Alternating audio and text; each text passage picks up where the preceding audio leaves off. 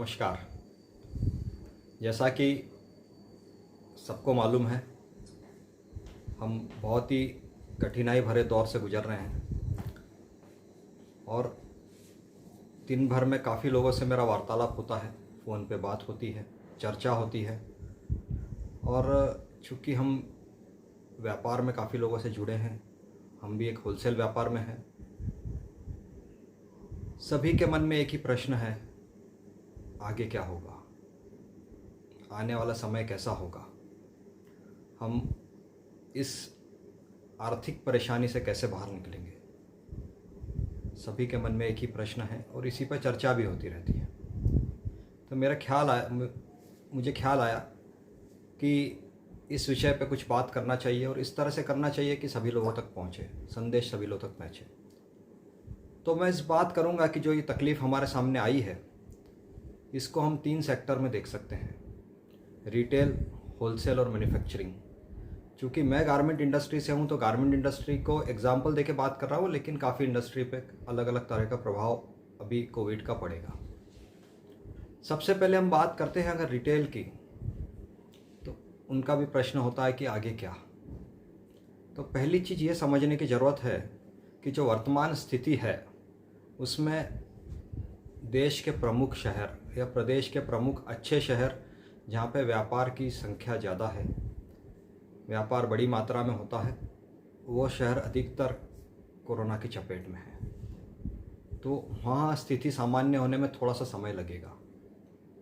हम ये मान के चल रहे हैं कि काफ़ी कुछ सिचुएशन को नॉर्मल होने में जून निकल जाएगा।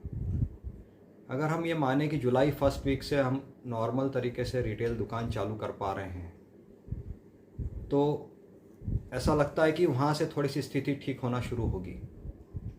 लेकिन अब प्रश्न ये आएगा कि जो 3 महीने गए, हमारे पास माल पड़ा है, सैलरी देना है, स्टाफ को सैलरी देना है, सब खर्चे लगे हुए हैं, उसको कैसे मैनेज करेंगे।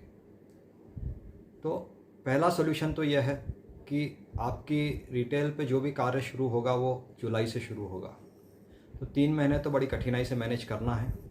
इन 3 महीने के लिए सबसे पहले आप अपने स्टाफ से बात करें और उनको भी स्थिति के अवगत कराएं कि चूँकि सबके पास बहुत ज़्यादा रिज़र्व होता नहीं है, हमारे पास जब तक माल बिक्री से आवक नहीं होगी पैसे का फ्लो रुक जाता है।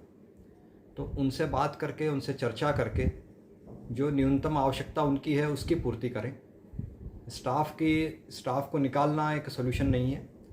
अगर किसी के उदाहरण के तौर पे अगर किसी स्टाफ की सैलरी 15,000 है तो उसका काम अगर 8,000, 9,000, 10,000 जहाँ भी चल सकता है, उससे कहें कि 6 महीने वो सहयोग करे, जितना कम में वो काम चला सकता है उतनी राशि लेकर वो आपको सहयोग करे। दूसरा, आगे व्यापार कैसे होगा, क्या होगा।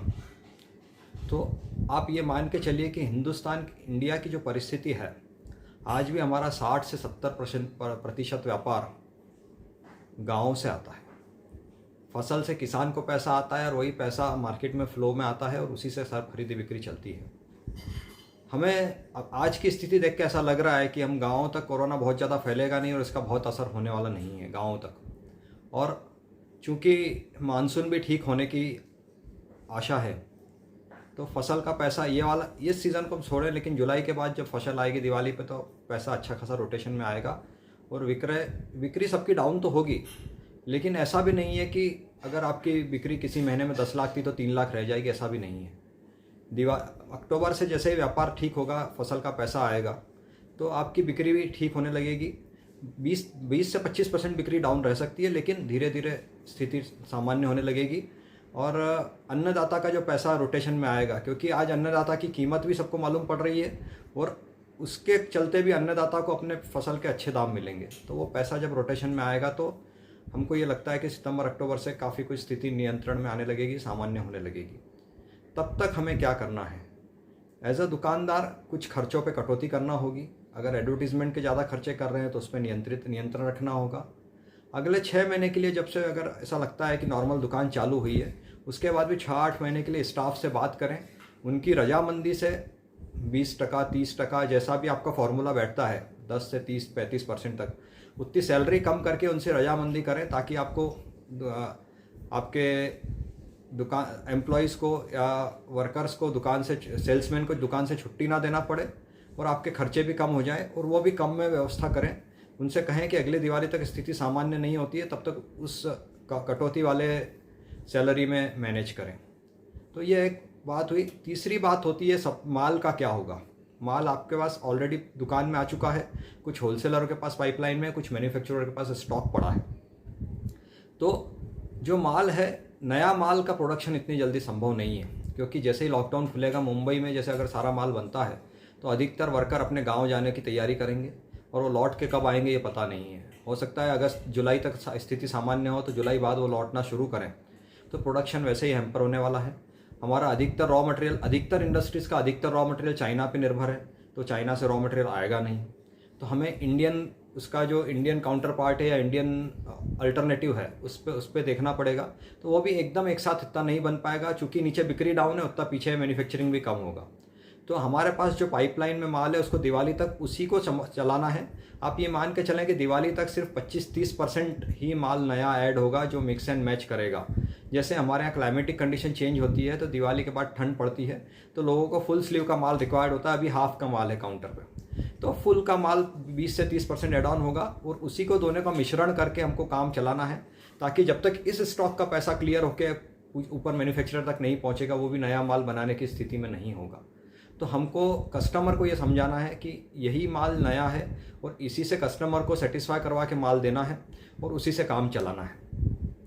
दूसरी बात, थोड़ा सा हमको व्यापार के तरीके, तौर तरीके में भी बदलाव करना पड़ेगा। अगर आप रिटेलर हैं तो अपने अच्छे कस्टमरों की सूची बनाइए, उनको अभी से कॉल करना शुरू कीजिए, रोज़ 2-4-5 को कॉल कीजिए, उनका हालचाल जानिए और उनको यह आश्वासन दिलाइए कि लॉकडाउन खुलने के बाद भी अगर कस्टमर संकोच करता है, घर से परमिशन नहीं होती है दुकान तक आने की, तो आप कुछ ऐसा साधन की व्यवस्था कीजिए कि व्हाट्सएप कॉल पे उनसे आप ऑर्डर ले सकें और जो बेसिक रिक्वायरमेंट के आइटम है आपका दुकान का स्टाफ उनको होम डिलीवरी दे दे। इससे कस्टमर का भी काम होगा, आपका व्यापार भी चलेगा और दोनों का आपस में संबंध बना रहेगा। तो इस तरह के कुछ इनोवेटिव आइडिया से आप लोग काम कर सकते हैं और कुछ थोड़ा सा मुनाफा भी लिमिटेड करके हम कोशिश करें कि कस्टमर को सही भाव पे सामान मिलता रहे, ताकि चैनल बनी रहे, क्योंकि ये स्थिति है ये सभी के लिए है और सभी को इसको मिलजुल के काम करना है। वही कंडीशन होलसेल में रहेगी कि होलसेल को, अगर आप होलसेल व्यापार में हैं तो रिटेलर से आप अपेक्षा करेंगे कि थोड़ा थोड़ा पेमेंट आता रहे, थोड़ा थोड़ा माल जाता रहे और रोटेशन होता रहे और उसी से पीछे कंपनी को भी पेमेंट जाता रहे। तो होलसेल में भी आप थोड़ा सा उसको चैनल बनाने की कोशिश करेंगे। आप अगर मैन्युफैक्चरिंग में हैं तो मैन्युफैक्चरर के लिए बहुत बड़ी चुनौती है, क्योंकि उसके पास पेमेंट सबसे आखिरी में आएगा, रिटेल से होलसेल में आएगा। होलसेलर भी अपनी सैलरी और स्टाफ और फिक्स्ड खर्चों की व्यवस्था करेगा, उसके बाद पैसा मैन्युफैक्चरर तक पहुंचेगा। तो मैन्युफैक्चरर के लिए वाकई बहुत बड़ी चुनौती है। मैन्युफैक्चरर को थोड़ा सा बैंक पे बात करना पड़ेगी, कुछ फंडिंग के लिए बात करना पड़ेगी और आपको भी ये काम करना पड़ेगा कि माल कोशिश करके चाइना पे निर्भरता ख़त्म करके इंडियन रॉ मटेरियल पे निर्भरता बढ़ाना पड़ेगी।